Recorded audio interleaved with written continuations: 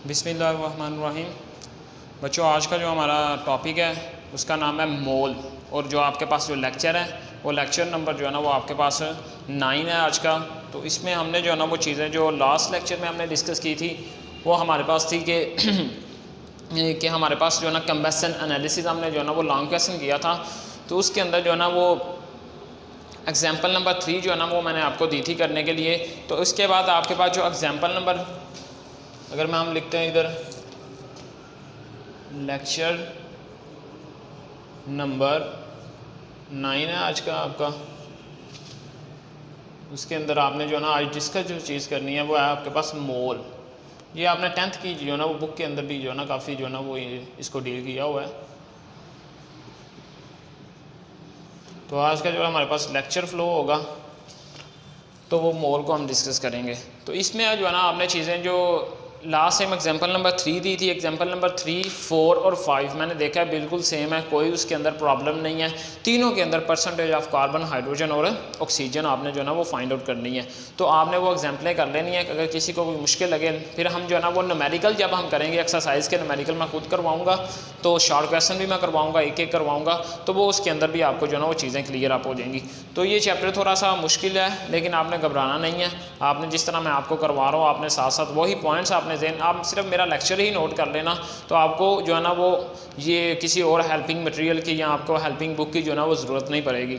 तो आपके पास जो है ना वो आज का जो लेक्चर है वो आपके पास मोल है। तो मोल के अंदर हमने क्या देखना है कि मोल की डेफिनेशन क्या होती है, व्हाट इज़ मोल, मोल होता क्या है।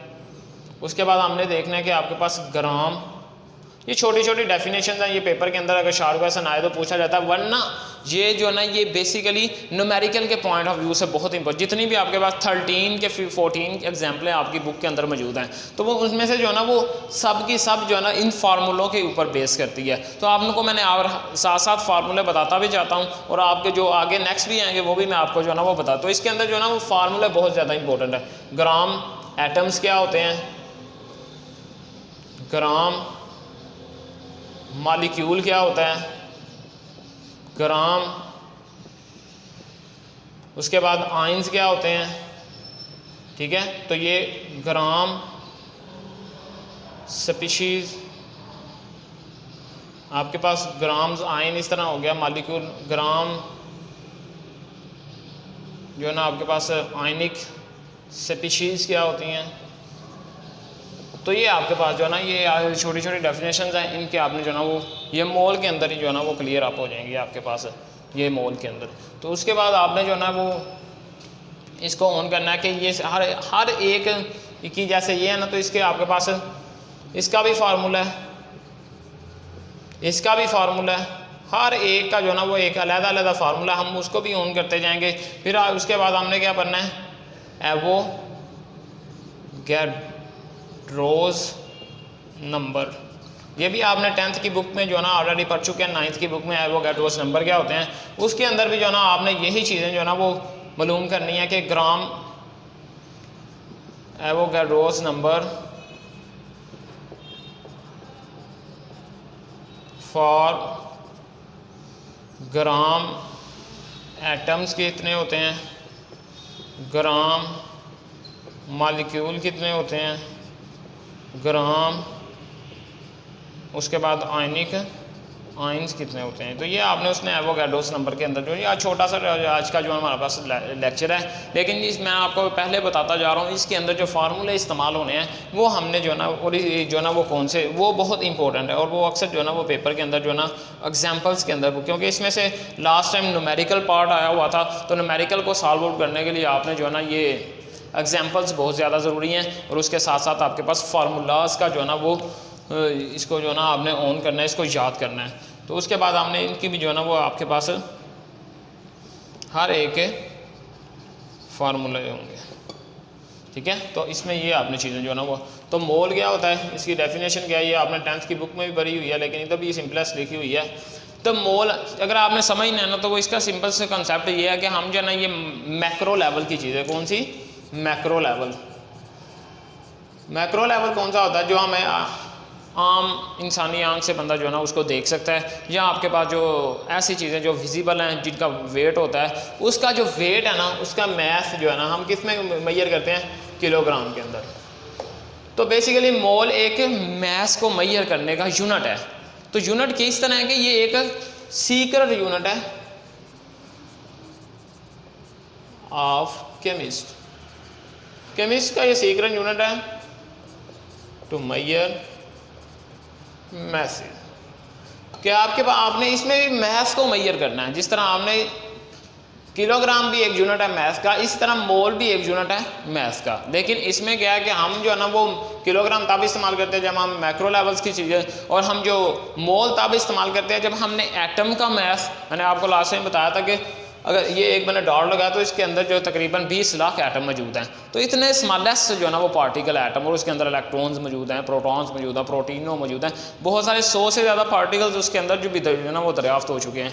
तो इसमें आपने मोल्स की बेसिकली क्या करना है कि ये हमने एटम्स, मॉलिक्यूल्स, उसके अलावा आपके पास आयनिक स्पीशीज़, इनका जो है ना वो हमने अगर मैथ को हम जो एक्सप्रेस करें तो वो मोल में होता है। तो इसकी डेफिनेशन होगी the math of atoms, molecules and ions या ionic species express in grams is called mole। Simple. तो ये जो मैंने आपको बताया कि ये भी ग्राम को मेजर, ये भी एक जो है ना वो मैथ को मेजर करने के लिए यूनिट है।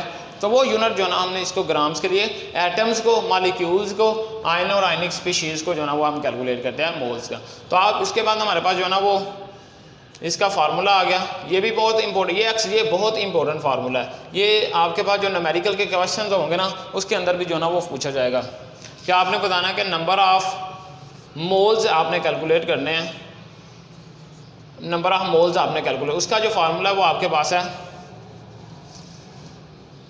सिंपल जो मैं आपको जो बुक के ऊपर तो थोड़ा मुश्किल लिखा हुआ, लेकिन जो मैं आपको लिखवाता हूँ वह सिंपलेस्ट है, given math over molar math.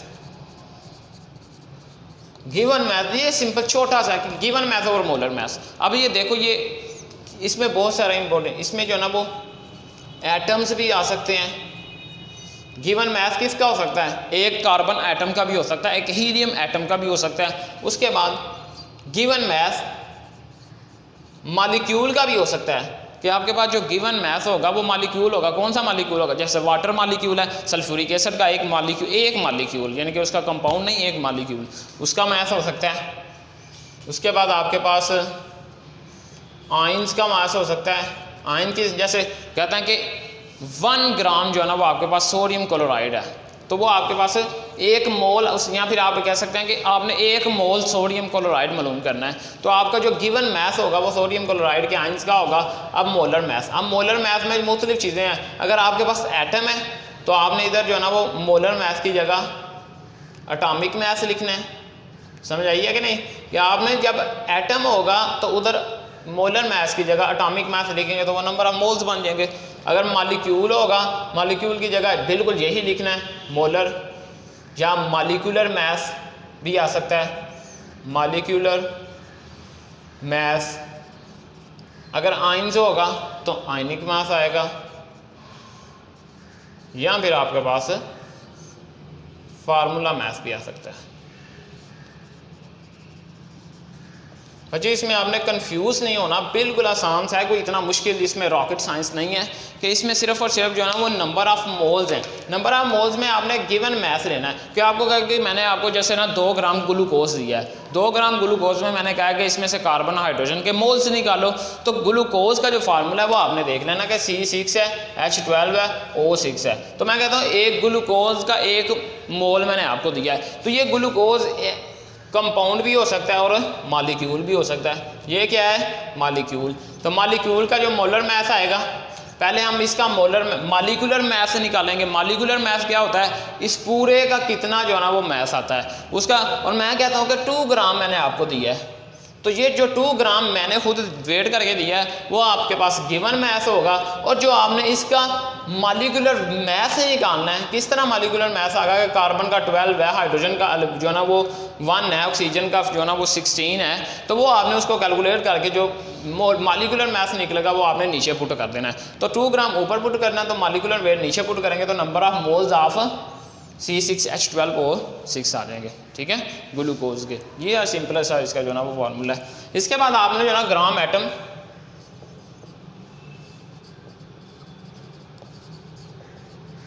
ग्राम एटम्स बिल्कुल वही ग्राम्स एटम है, इसको ग्राम एटम्स को आप जो है ना वो 1 ग्राम मोल भी कह सकते हो या सिंपल एस मोल। बुक के ऊपर भी आपके ऊपर जो है ना बुक के अंदर लिखा हुआ है कि आपके पास जो है ना वो सी उन्होंने लिखा हुआ है कि ग्राम एटम भी इसको कह सकते हैं, ग्राम मोल्स ऑफ एन एलिमेंट भी इसको कह सकते हैं, ठीक है। जिस तरह मैंने आपको लिखा है कि मोल भी कह सकते हैं, मोल ऑफ एन एलिमेंट भी कह सकते हैं। तो एटम है, तो एटम किसके लिए इस्तेमाल होगा? एलिमेंट के लिए। इधर सिंपल एस, इधर एटम की जगह एटॉमिक मास कब आएगा? हमेशा एटॉमिक मास तब आता है जब एक एलिमेंट होगा। अगर 2 एलिमेंट है तो वो मोलर जो है ना आपके पास डिफरेंट, वो आपके पास एटॉमिक मास नहीं होगा, वो आपके पास मॉलिक्यूलर मास होगा।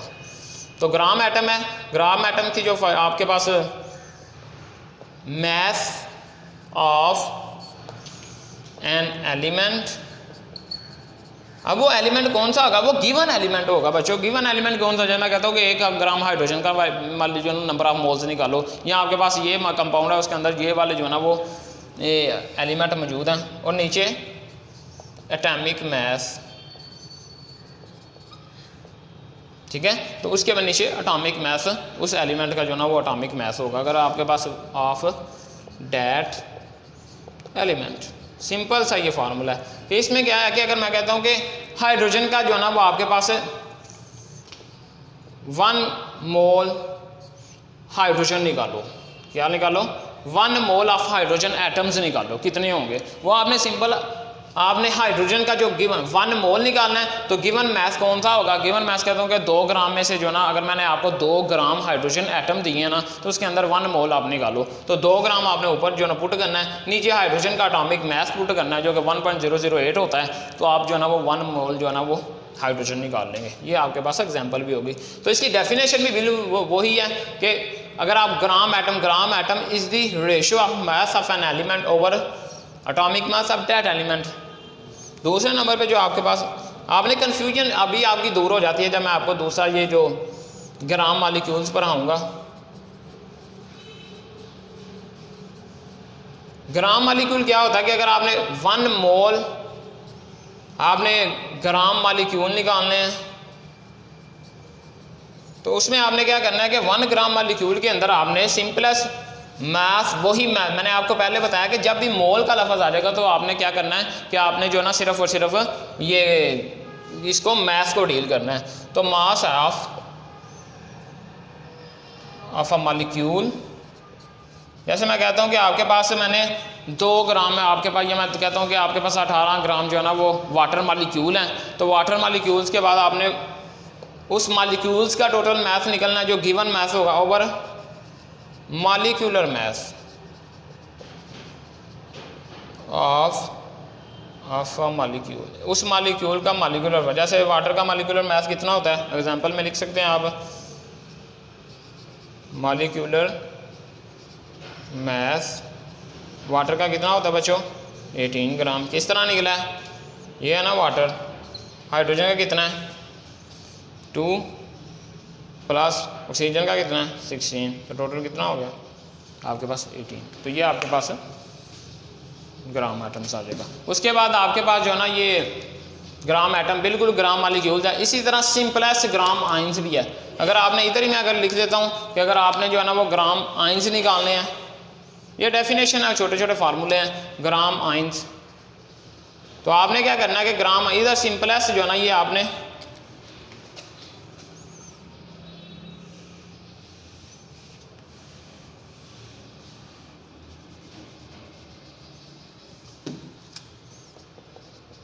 आइंस इज इक्वल टू, आपके पास क्या है कि मास ऑफ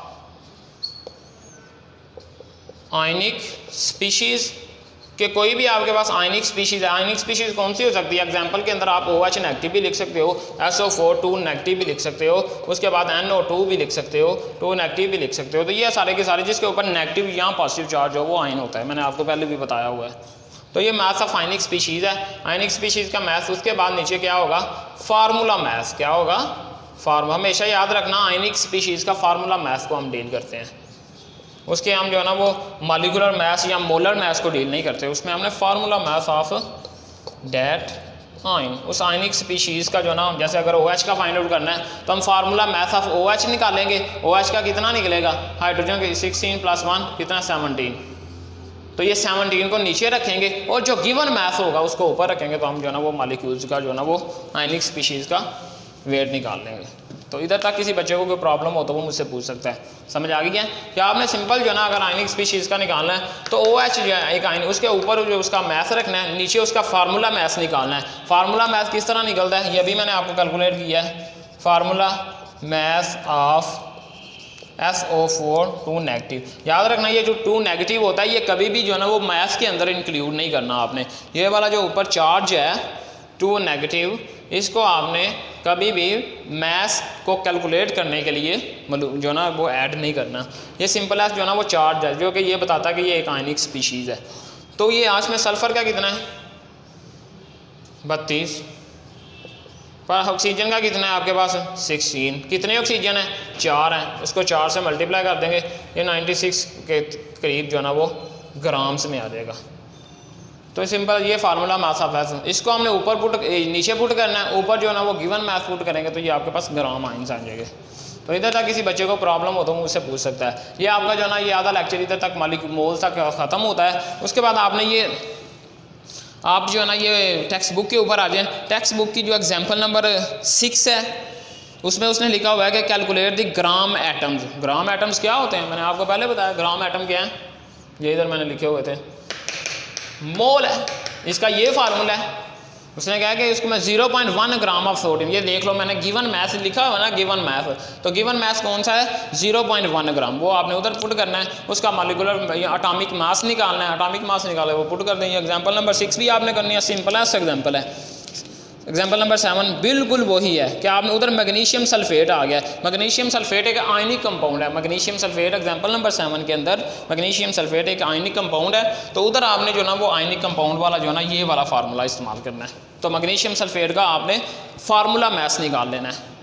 एग्जाम्पल नंबर ये जो आपके पास 7 जो है ना इधर तक आपने 6 और 7 करनी है। आगे जो हमारे पास जो है ना एग्जाम्पल नंबर 8 वो आपके पास एवोगैड्रोस नंबर की है। तो इधर तक किसी बच्चे को कोई प्रॉब्लम है या समझ नहीं आई तो वो मुझसे रब्ता कर ले या मुझसे जो ना वो कांटेक्ट करके या मुझसे वो कमेंट बॉक्स में भी जो ना वो पूछ सकता है। बच्चों अगर आप चीज़ों को समझ के याद नहीं करोगे तो आपको जो है ना ये बिल्कुल उसी तरह जिस तरह आप पहले रट्टा लगा के या कोई रट्टा लगा के बंदा याद करता है जिसको सिर्फ और सिर्फ एग्जामिनेशन के हवाले तक उसको याद रहेंगी, उसके बाद उसको भूल जाएंगी। तो अगर आपने चाहते हो कि आपके कॉन्सेप्ट्स क्लियर हों, क्योंकि अगर आपने इंजीनियरिंग के स्टूडेंट हैं तो आपने ई-कैट देना है, अगर आपके मेडिकल के हैं तो आपने एमडी-कैट देना है, तो उसके लिए कॉन्सेप्ट बहुत ज़्यादा ज़रूरी हैं। तो आपने ये फार्मूलाज को जो है ना वो ज़हन के अंदर रखना है। तो जो हमारे पास नेक्स्ट जो है वो आया आपके पास टॉपिक, वो आपके पास है वो इसके बाद आपके पास है एवोगैड्रोस। मेरे स्पेलिंग बिल्कुल सही है, एवोगैड्रोस नंबर। ये आपके पास जो एवोगैड्रोस नंबर्स हैं वो क्या हैं? ये सिंपल सा ये आपने 10th की बुक में अंदर जो 9th में ही पढ़ा होगा कि एवोगैड्रोस नंबर, ये एक साइंटिस्ट था एवोगैड्रो, इटली का ये साइंटिस्ट था। उसने जो ना ये एवोगैड्रोस नंबर का जो कंसेप्ट है वो दिया था। उसने बेसिकली नंबर या ये बहुत ज़्यादा कन्फ्यूजन होती है, तो आपने जो मैं करवाता हूँ उसको सिर्फ ज़हन के अंदर याद रखना है कि ये जो है ना एवोगैड्रोस नंबर ऑफ़ पार्टिकल्स को जो है ना वो डील करता है। नंबर ऑफ़ पार्टिकल ये बहुत इंपॉर्टेंट है। ये बच्चों के कॉन्सेप्ट जो मैंने देखा है वो MSc तक जो है ना वो क्लियर नहीं होते हैं एवोगैड्रोस नंबर के और ये मोल्स वगैरह के। तो आपने याद रखना है कि जो पहले हम पढ़ के आए थे वो हमने ग्राम एटम को अलहदा डील किया था, मॉलिक्यूल को अलहदा डील किया था, आयनिक स्पीशीज़ को अलहदा डील किया था। लेकिन इधर हमने पार्टिकल्स को फाइंड आउट करना है। वो पार्टिकल्स के अंदर आपके पास वो एटम्स भी आ सकते हैं, मॉलिक्यूल्स भी आ सकते हैं, उसके बाद आपके अंदर आयंस भी आ सकते हैं, उसके बाद और भी बहुत सारी जैसे आयनिक स्पीशीज भी आ सकती हैं। इस आयन के अंदर पॉजिटिव चार्ज भी आ सकता है, नेगेटिव चार्ज भी आ सकता है। तो सबके नंबर ऑफ पार्टिकल्स को फाइंड आउट करने के लिए हम एवोगाड्रोस नंबर जो है ना वो इस्तेमाल करते हैं, याद रखना ये चीज़। तो पहला जो कंसेप्ट है वो क्या है, नंबर ऑफ पार्टिकल्स। इसकी डेफिनेशन क्या होगी, to calculate number of particles, इसमें एटम्स हैं, मॉलिक्यूल्स हैं, उसके बाद आपके पास मॉलिक्यूल्स के बाद आयंस हैं। इसका इधर आप लिख लें mass to calculate number of particles express in grams is called Avogadro's number. उसमें भी आपने सिंपल चीज़ें याद रखनी है कि अगर मैं कहता हूँ कि उसमें ग्राम एवोगाड्रोस नंबर के लिए ग्राम एटम के लिए अलहदा होंगे, ग्राम मॉलिक्यूल्स के लिए अलहदा होंगे, और ग्राम जैसे मैं कहता हूँ कि अगर आपके पास 1.008 ग्राम ऑफ हाइड्रोजन एटम है, क्या है 1 ग्राम 0.08 ऑफ, हमने ये इसका एटॉमिक नंबर एटॉमिक मास लिखा है, तो वो उसके अंदर वो 1 मोल होगा, वो क्या होगा 1 मोल। तो 1 मोल के अंदर कितने होंगे आपके पास 6.02 ज़रब 10 की पावर 23 एटम्स होंगे। ये इधर बहुत इंपॉर्टेंट एटम, ये आपने इस पे गौर करना है, एटम्स ऑफ हाइड्रोजन। तो इसको जो ना एक्सप्रेस किससे करते हैं, ये Na से इसको जो ना वो जाहिर करते हैं एवोगाड्रोस नंबर को, ठीक है। तो इसकी जो वैल्यू होती है वो आपने याद करनी है, भी पेपर के अंदर पूछी जाती है MCQs के अंदर 23। ये आपके पास है पार्टिकल्स होंगे, ठीक है। तो अगर 1 ग्राम, इसी तरह मैं कहता हूँ कि अगर आपके पास कार्बन है, कार्बन एटम का आपने फाइंड आउट करना है, तो कार्बन का कितना एटॉमिक नंबर होता है 12 ग्राम। अगर इधर बच्चे ये बहुत इंपॉर्टेंट चीज़ है, अगर इधर 12 ग्राम है तो मोल कितने होंगे 1 मोल। अगर मैं इधर कह देता हूँ कि ये 2 मोल आपने कार्बन, यानी कि इधर मैं लिख देता हूँ, अगर मैं for example 2 mole of carbon आपको कहता हूँ कि फाइंड आउट करो, तो आप क्या करोगे, सिंपल इधर जो है ना 2 की जगह इधर अगर 1 है तो इधर 12 है, 2 है तो 24 ग्राम ऑफ कार्बन एटम कितने इक्वल होंगे 2 मोल्स के होंगे। तो वो किस तरह फाइंड आउट करेंगे, वो आपके पास इस 2 को लिखना है, फिर 6.02 ज़रब 10 की पावर 23, इसको 2 से मल्टीप्लाई तो 2 मोल्स निकलेंगे। अगर 1 मोल निकले हैं तो वो सिंपल है 0.02 ज़रब 10 की पावर 23 एटम्स ऑफ कार्बन, ठीक है। तो एटम ऑफ कार्बन, ये सिंपल ऐसी एग्जांपल। उसके बाद यही है, अगर आपने जो ना वो दूसरे नंबर पे चीज़ निकालनी है, वो क्या है कि आपके पास 18 ग्राम ऑफ वाटर मॉलिक्यूल्स। इधर मैंने एटम लिखा है, एटम का लफ्ज़, इधर मैंने मॉलिक्यूल का लफ्ज़ लिखा है, क्योंकि वाटर के कभी भी एटम नहीं होते, याद रखना। वाटर हमेशा मॉलिक्यूल्स की फॉर्म में एग्जिस्ट करता है, लेकिन कार्बन कभी मॉलिक्यूल्स की फॉर्म में नहीं एग्जिस्ट करेगा, कार्बन का एक एटम होगा। इसीलिए इसका हम मैथ जो है ना वो एटॉमिक मैथ लेते हैं, इसका हम मैथ जो है ना वो मॉलिक्यूलर मैथ लेते हैं। तो वो कितना होगा, वो भी 1 मोल ही होगा। बच्चे ये बहुत इंपॉर्टेंट कॉन्सेप्ट है कि इसमें MCQs में ये देखते हैं कि वो कहते हैं कि MCQs में लिखा होता है कि इसके जो वाटर इधर एटम लिख दिया जाता है, तो एटम नहीं इधर मॉलिक्यूल, ये भी 1 मोल मॉलिक्यूल, ये भी 1 मोल के इक्वल है और ये भी 1 मोल के इक्वल है। लेकिन उधर फ़र्क क्या है कि उसका 1.008 ग्राम ऑफ हाइड्रोजन एटम्स हैं, लेकिन इधर 18 gram of hydrogen water molecule है, दोनों ये 1 मोल हैं। इसके अंदर भी वही पार्टिकल होंगे 0.6 × 10⁻20। ये मैंने कहा, इसीलिए तो मैंने कहा ये पार्टिकल्स को, पहले हमने हाइड्रोजन को डील किया तो एटम्स लिख दिए, तो इधर मैंने इधर लिखा एटम, लेकिन इधर एटम्स नहीं लिख सकते। अगर एटम लिखेंगे तो वो गलत हो जाएगा, क्योंकि ये हम वाटर कभी भी एटम्स की फॉर्म में एग्जिस्ट नहीं करता। तो इसके अंदर मॉलिक्यूल्स होंगे, क्या होंगे मॉलिक्यूल्स ऑफ वाटर, ठीक है। तो इसी तरह अगर हमने जो है ना वो सल्फ्यूरिक एसिड फाइंड आउट करना है, तो इधर लिख लेते हैं H2SO4। सल्फ्यूरिक एसिड का जो मॉलिक्यूलर वेट होता है तो इधर हमने लिखते हैं मॉलिक्यूलर वेट होता है 98 ग्राम। कितना? 98 ग्राम। ये इसके कैलकुलेट आप कर लीजिएगा। सल्फ़र का कितना होता है? 32, ऑक्सीजन का 64 होता है टोटल का मिला के, और हाइड्रोजन का 2 होता है, वो 98 आ जाएगा। तो वो भी 1 मोल ही होगा, लेकिन वो 1 मोल किसका होगा? वो सल्फ्यूरिक एसिड का होगा। ये 1 मोल वाटर का होगा, लेकिन इसके अंदर भी 0.2 × 10⁻23 मॉलिक्यूल्स होंगे, लेकिन वो मॉलिक्यूल्स किसके होंगे? वो सल्फ्यूरिक एसिड के होंगे, वो कभी भी वाटर के मॉलिक्यूल्स नहीं होंगे। तो ये आपने डिफरेंस याद रखना है। तो तीसरे नंबर पे जो चीज़ आ रही है वो आपके पास है आयनिक स्पीशीज़ का। हमने आयनिक स्पीशीज़ को डील करना है। तो आयनिक स्पीशीज़ कौन सी होती हैं? जैसे मैं कहता हूँ कि OH भी है, ये आयनिक स्पीशीज़ आ जाएगी, जो कि इंडिपेंडेंट फॉर्म में एग्जिस्ट नहीं करती। तो उसमें जैसे हमारे पास सोडियम क्लोराइड है। सोडियम क्लोराइड एक आयनिक कंपाउंड है। तो ये सोडियम क्लोराइड का ये कितना जो है ना वो आयनिक मैथ होता है, वो हम आयनिक मैथ कैलकुलेट कर लेते हैं, क्योंकि ये आयनिक कंपाउंड है तो इसलिए इसका आयनिक मास होगा, या फार्मूला मैथ। आयनिक मैथ भी कह सकते हो और फार्मूला मैथ भी कह सकते हो। तो वो सोडियम का होता है 23, क्लोरीन का होता है 35.5। तो वो आपके पास है ये तकरीबन कितना बन जाएगा? 58.5 ग्राम मोल पर ग्राम। ठीक है, ठीक है, ये आपके पास है 58.5। ये आपने कैलकुलेट करना है। तो आप सिंपल इस तरह लिख सकते हो कि 58.5 ग्राम ऑफ NaCl। अब मैं आपसे पूछता हूँ, क्या इधर मॉलिक्यूल्स आएंगे या क्या इधर एटम्स आएंगे? दोनों गलत है बच्चे, क्योंकि ये आयनिक कंपाउंड है। तो 58 ग्राम ऑफ आयंस आएंगे इधर, सोडियम क्लोराइड आयंस। तो वो कितने होंगे?